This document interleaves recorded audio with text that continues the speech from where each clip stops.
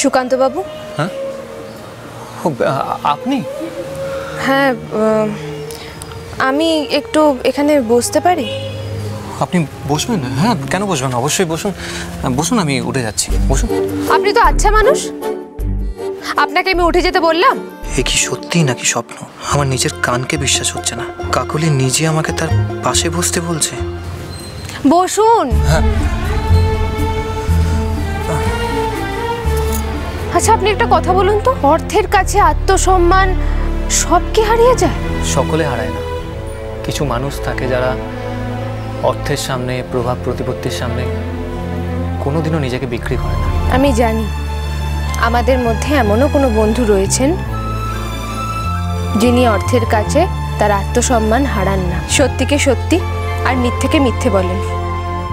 কাকলি কি আমায় কিছু বলতে চাইছে?